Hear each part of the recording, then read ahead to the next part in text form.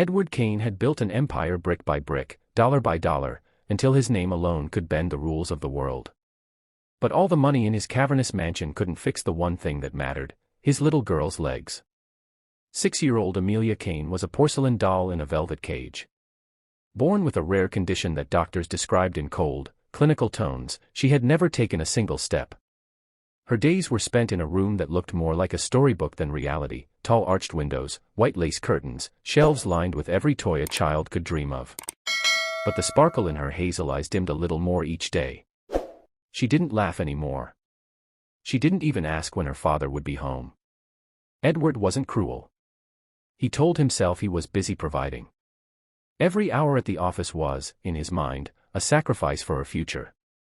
But deep down, the truth was uglier: he didn't know how to be a father to a child he couldn't fix. Nannies came and went like seasons. Some lasted weeks, others days. None of them could handle the weight of caring for Amelia's fragile body, or the loneliness in her heart. And then Claire arrived. She wasn't like the others. No prim suit, no clipboard full of schedules. She wore soft sweaters, her hair in a messy bun, and she carried the faint scent of lavender. On her very first day, she knelt to Amelia's level, looked her in the eyes, and instead of saying, "I'm here to take care of you," she whispered, "I'm here to be your friend." Edward barely noticed her at first. He came home late, and when he did, Amelia was usually already asleep. But one Thursday night, as he walked past the staircase, something made him stop. He heard laughter.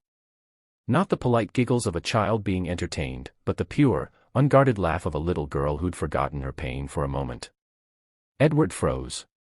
It had been years since he'd heard that sound from Amelia. He stepped closer to her room, but the laughter stopped as quickly as it came. The next morning, he asked the housekeeper about it. She shrugged. "The new nanny's been doing different things with her." "Can't say I understand it, sir." Different things. Edward didn't like uncertainty. In business, the unknown could kill you. At home, it made him suspicious. He called his head of security. "Install cameras in Amelia's room." Discreetly. Days passed. Edward didn't have time to review the footage until one late evening. He sat in his office, scrolling through the recordings. At first, nothing stood out: reading books, drawing, feeding Amelia her dinner. Then, at exactly 7:14 p.m. on Tuesday, Claire did something strange. She pushed all of Amelia's toys aside, cleared a space in the middle of the floor, and put on music, old, crackly music that sounded like it belonged to another century. Then, she sat on the floor, crossed her legs, and began moving her hands in slow, deliberate patterns, almost like she was signing to the music. Amelia watched, wide-eyed, then lifted her own hands to copy. Edward leaned forward, baffled. This wasn't physical therapy. It wasn't a game he recognized. The next day, when he asked Claire about it, she smiled faintly and said, "Just a little exercise." But her eyes told him there was more. Much more. On Friday, Edward came home early, a rare event, determined to see for himself. He padded silently down the hallway toward Amelia's room, the soft strains of music reaching his ears again. As he stepped into the doorway, his breath caught. There was Claire, holding Amelia under the arms, not in her wheelchair, but standing. Amelia's tiny feet were on the floor, trembling, her face flushed with effort. Claire's voice was soft, coaxing, "Just feel the ground, sweetheart. Feel it. You're stronger than you think." For a moment, Edward couldn't move. The sight was so foreign it almost hurt to look at. His daughter, the one every doctor had sworn would never walk, was upright. And then Amelia took a tiny, shaky step. Edward's heart slammed against his ribs. Claire looked up, startled, their eyes locking. And in that instant, Edward knew, whatever this woman was doing, it was something the rest of the world wouldn't believe unless they saw it themselves. Edward stood frozen in the doorway, his pulse pounding. For a moment, he wasn't a billionaire, wasn't the master of skyscrapers and boardrooms. He was just a father, watching his little girl balance between falling and flying. Amelia's face was flushed, her lips pressed tight in concentration. Claire's hands hovered at her sides, not quite holding her but ready to catch her. The music in the background was soft and rhythmic, a haunting melody that seemed to steady Amelia's trembling legs. Edward's throat tightened. he didn't dare move. Afraid one step would shatter this fragile magic.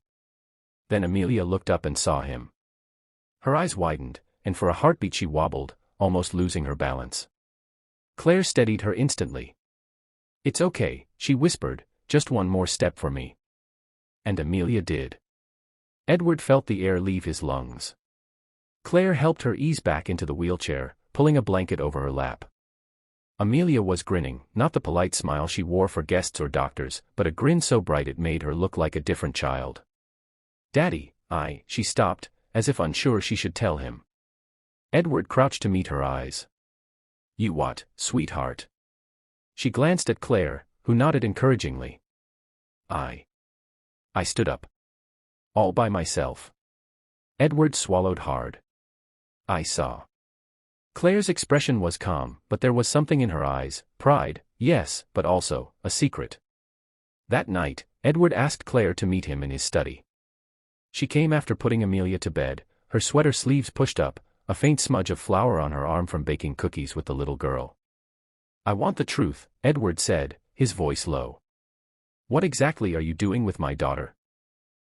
Claire sat across from him, folding her hands in her lap. "Helping her remember." "Remember? She's never walked a day in her life." "She doesn't remember walking," Claire corrected softly, "but her body remembers wanting to." Edward stared at her, unsure if she was speaking sense or madness. Claire told him about a boy she once cared for, a boy whose doctor said would never move beyond a wheelchair. "We worked every day. Not just on his body, but his spirit. Music, rhythm, trust, you'd be amazed what the mind can convince the body to do when it feels safe enough to try." Edward leaned back, skeptical. "You're telling me positive thinking cures paralysis?" "No," she said firmly. "But hope can push the boundaries further than fear ever will." He wanted to argue. Every part of his rational, business-hardened mind screamed that miracles belonged in fairy tales, not in medical reality. But he couldn't shake the image of Amelia, upright, trembling, but standing. Days turned into weeks. Edward found himself coming home earlier, drawn to Amelia's room like a moth to a flame. Each time, he saw progress so small it would have been invisible to anyone else, a longer step, a steadier grip, a longer time upright before her legs gave out. But it wasn't just her body changing. She laughed more. She asked about the world outside her windows. She begged for just 5 more minutes before bedtime. One rainy afternoon, Edward stood in the corner, unnoticed, as Claire and Amelia moved together in time to the music.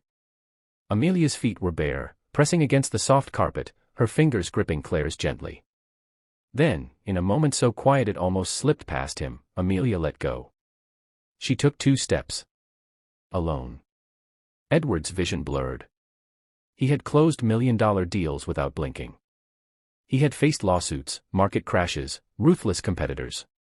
But nothing in his life had undone him like those 2 wobbly steps.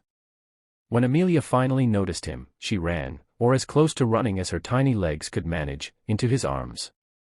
"Daddy, I did it." He held her so tightly she squealed. "Yes, you did," he whispered, his voice breaking. That night, Edward sat in his office long after everyone had gone to bed, staring at the security footage on his laptop. Watching his daughter's journey from those first handheld sways to her small, independent steps felt like watching someone paint color back into a black and white world. And for the first time in his life, Edward Kane admitted something that terrified him. Money hadn't saved his daughter. Love had.